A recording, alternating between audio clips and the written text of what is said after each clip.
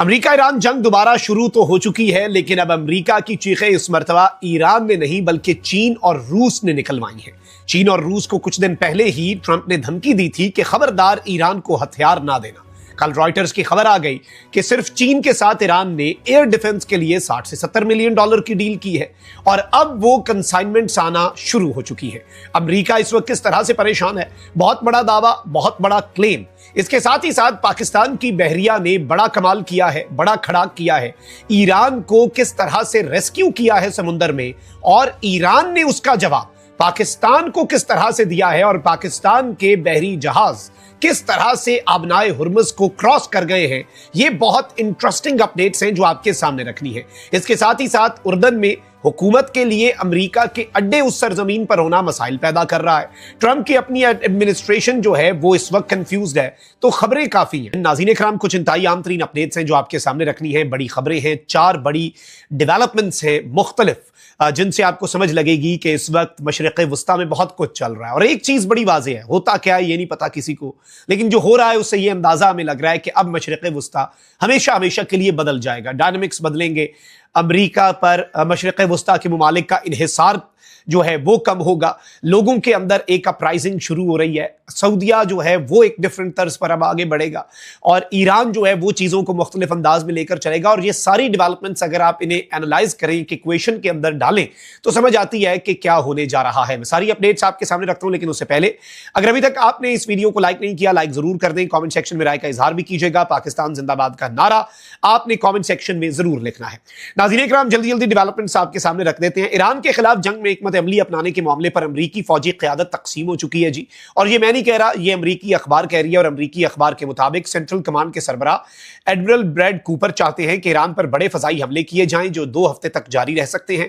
तमाम जनरल केन और वजीर जंग पीट हेक्सेट चाहते हैं कि एयर डिफेंस स्टॉक को बचाया जाए।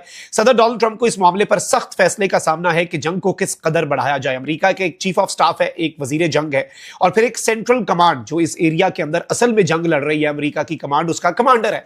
तो जनरल कूपर जो है बेसिकली वो कह रहा है कि हम हमले करें, लेकिन जो अमेरिका में बैठे हुए हैं, जो सब देख रहे हैं, जिन्होंने सिर्फ सेंट्रल कमांड को नहीं देखना, जिन्होंने अमेरिका के हर कोने के अंदर, दुनिया के हर कोने के अंदर अमेरिका के मफादात को देखना है, वो कह रहे हैं कि भाई असला जो है वो डिप्लीट हो रहा है, रिसोर्सेज जो है वो कम हो रहे हैं, जखीरा कम हो रहा है। और इस सब के अंदर गुज़श्ता रोज अमेरिकी सदर ट्रंप ने उर्दन में अमेरिकी फौजी अड्डे पर ईरान के हमलों के बाद सख्त जवाब देने की धमकी तो दी थी, लेकिन इस सब के अंदर अब ये बात सामने नहीं आ रही कि डोनाल्ड ट्रंप जो है वो अब क्या फैसला करते हैं कि जंग को सख्त तरीके से आगे बढ़ाया जाए।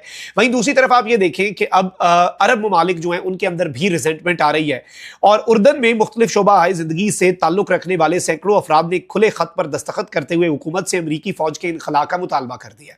वो अमरीकी फौज जो अरबों के लिए कभी हिफाजत की जमानत होती थी, अब अरबों को यह बात समझ आ रही है, इस रीजन को यह बात समझ आ रही है, खित्ते को यह बात समझ आ रही है, सिर्फ गल्फ और इन ममालिक को नहीं बल्कि एक एक मिडल ईस्ट के मुल्क को यह बात समझ आ रही है कि अमेरिका का अड्डा आपकी सरजमीन पर होना हिफाजत नहीं बल्कि उल्टा तबाही की जमानत है।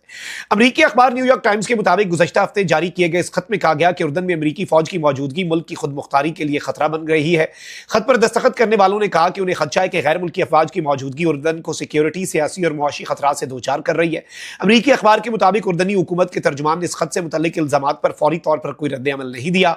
अखबार ने मजीद बताया कि पीर के रोज उर्दनी पार्लियामेंट के इजलास में जब एक रुकन अली अल खुलैला ने अमरीकी फौजियों की हलाकत पर ताज़ियत की तजवीज़ दी तो दीगर अराकीन ने शदीद एहतजाज किया, जबकि एक रुकन ने अमरीकी फौज पर बच्चों, खवातीन और बुजुर्गों को कत्ल करने का भी इल्जाम आयद किया। तो उर्दन की पार्लियामेंट जो है उसने ताज़ियत भी नहीं की अमरीकी फौजियों के उनकी अपनी सरजमीन पर मरने की। अखबार ने बताया कि माहिरीन के मुताबिक ये अंदाजा लगाना मुश्किल है कि यह खत अवामी राय की किस हद तक नुमाइंदगी करता है, क्योंकि उर्दन में अवामी राय के बाकायदा सर्वे होते ही नहीं है। सो नो वन नोज कि वहां पर असल में चल क्या रहा है। अब ये एक परेशान कुन सी चीज़ है। वहीं दूसरी तरफ आप ये देखें कि सऊदिया के जो यमन के हौसियों के साथ मामलात चल रहे हैं और हौसियों ने सऊदी अरब के ऑयल टैंकर्स को हिट करना शुरू कर दिया है, सऊदी अरब की नाकाबंदी की बात कर दी है। तो अब एक और बड़ी खबर ले लें जी। सऊदी अरब ने बहीरा अहमर रेड सी में जहाज रानी के तहफ़्फ़ुज़ के लिए आलमी इत्तेहाद बनाने की कोशिशें शुरू कर दी है। खबर एजेंसी के मुताबिक हौसियों के हमलों के बाद सऊदी अरब के बहरी जहाज़ों के तहफ़्फ़ुज़ के लिए मुतअद्दिद ममालिक से राब्ते किए जा रहे हैं। इत्तेहाद की तश्कील के लिए सऊदी अरब की दर्जनों ममालिक से बातचीत जारी है। खबर खबरसां इदारे रॉयटर्स के मुताबिक इस मामले से बाखबर दो जराए ने बताया कि मुजव्वजा इत्तेहाद की हतमी साख्त अभी तय नहीं हुई। उधर यमनी वजीर इत्तलात ने दावा किया कि हौसी अक्सरियती तंजीम अंसारुल्लाह का बाबुल मंदब में टोल टैक्स लेने का मंसूबा है। यमनी वजीर इत्तलात के मुताबिक यह कोशिश खतरनाक पेशरफ्त है। हौसी बाबुल मंदब को दहशतगर्द सरगर्मियों की माली मुआवनत का जरिया बनाना चाहते हैं। वाज़ेह है कि गुज़श्ता दिनों यमन की हौसी तंजीम अंसारुल्लाह ने सऊदी अरब की बहरी नाकाबंदी के बाद सऊदी अरब के ऑयल टैंकर्स को हिट करना शुरू किया था और अब सऊदी अरब एक आलमी इत्तेहाद बनाने की कोशिश कर रहा है। यमन की जो आलमी सतह पर तस्लीम शुदा हुकूमत है वो सऊदी अरब के साथ है इस मामले में, तो ये भी एक एस्केलेशन और डिफरेंट तर्ज की एस्केलेशन और डिफरेंट तर्ज का मामला बन रहा है। और रेड सी जो है अब वो भी सेफ नहीं है, ये एक बात एस्टैब्लिश्ड है। अब आते हैं एक और चीज नाज़रीन इकराम कि इस वक्त आपको पता है कि ईरान ने यह ऐलान कर दिया कि हम अमेरिका पर और उसके इत्तेहादियों पर बड़े हमले करेंगे। और अमेरिका ने जो ईरान के ऊपर ओवरनाइट अटैक्स किए हैं, ईरान के जॉर्डन पर हमले के बाद से दोबारा से जो जंग का माहौल जो है वो शुरू हो चुका है, बल्कि जंग अच्छी खासी मैं ये समझता हूं कि आगे बढ़ चुकी है और मामला जो है वो अब शायद पॉइंट ऑफ नो रिटर्न तक ही। अब क्या सुलह होनी, हर दूसरे दिन कुछ ना कुछ हो जाता है और जब सुलह के लिए 3-4 दिन के लिए कोई बफर जोन मिलता है तो कोई एक फरीक आगाज कर देता है। अब एक और चीज हुई है नाज़रीन इकराम के आबनाए हुर्मुज़ का जो सदरन रूट है, जो साउथ वाली साइड का रूट है, वहां पर अमेरिका की नेवी कुछ जहाजों को उकसाती है, उन्हें कहती है कि हम आपके साथ हैं, हम आपको सपोर्ट प्रोवाइड कर रहे हैं, जरा गुजरे ना, ईरान की नाकाबंदी की खैर है, हम है ना इधर। लेकिन अब ये बताया जा रहा है नाज़रीन इकराम के यहां से जब ये दोनों वेसल्स गुजर रही थी तो ईरान ने इन्हें वार्निंग दी और जब वार्निंग दी तो इन्होंने वार्निंग को गालिबन इग्नोर कर दिया ईरान की। उसके बाद क्या हुआ, ईरान ने वार्निंग शॉट्स फायर किए होंगे, उसके तनाजुर में इन दोनों ऑयल टैंकर्स में से एक में आग लगी और दोनों वापस मुड़ गए। और अमेरिका जो है वो जो एक आबनाए हुर्मुज़ पर कंट्रोल का मामला है और अमेरिका कहता है कि हुर्मुज़ पे हमारा कंट्रोल है, हुर्मुज़ पर हमारा कंट्रोल रहेगा, वो चीज इस वक्त हमें नजर आ रही है कि उस तरह से नहीं है। और जो तमाम तर चीजें हो रही हैं वो एक बड़ी अजीब से नुक्ते पे जा रही हैं। बल्कि अभी एनबीसी न्यूज की खबर आई है सामने कि प्रेसिडेंट ट्रंप जो है he reportedly lost his temper during a national security meeting. Donald Trump जो है वो अपना आपे से बाहर हो गया और वो उसने जो मिलिट्री ऑप्शंस उसके सामने रखे गए हैं उसकी फौज ने, उसने कहा है कि भाई इनके ऊपर तो डोनाल्ड ट्रंप फ्रस्ट्रेट हुआ है, कह रहा है भाई ये मिलिट्री ऑप्शंस ही कोई नहीं है और जो निगोशिएशंस है वो कामयाब नहीं हो रही, इन मिलिट्री ऑप्शन से तो फायदा कोई नहीं होना। और डोनाल्ड ट्रंप जो है ही रिपोर्टेडली शाउटेड और उसने कुछ अल्फाज जो हैं नामुनासिब वो भी इस्तेमाल किए और इस सब के अंदर जो मिलिट्री रिस्पांस है उसके हवाले से और जो डिप्लोमेटिक एफर्ट्स के रुकने के हवाले से उसे ब्रीफिंग दी गई। और इस सब के अंदर बताया जाता है कि ये जो आउटबर्स्ट है ये इसलिए आ रहा है क्योंकि अमेरिका की स्ट्रैटेजी जो है वो ईरान के हवाले से नाकाम होती जा रही है। ना मुज़ाकरात काम कर रहे हैं ईरान के ऊपर, ना ईरान के ऊपर मिलिट्री प्रेशर काम कर रहा है और मिलिट्री प्रेशर भी उल्टा गले पड़ रहा है। वही जो मैंने बताया कि अब फौज के अंदर भी इस वक्त कंफ्यूजन है, तो ये इस वक्त ट्रंप साहब जो है उनके लिए एक बहुत बड़ा कंसर्न बना हुआ है। अब आते हैं ईरान वाले मामले के ऊपर, पाकिस्तान ने ईरान की किस तरह से मदद की है।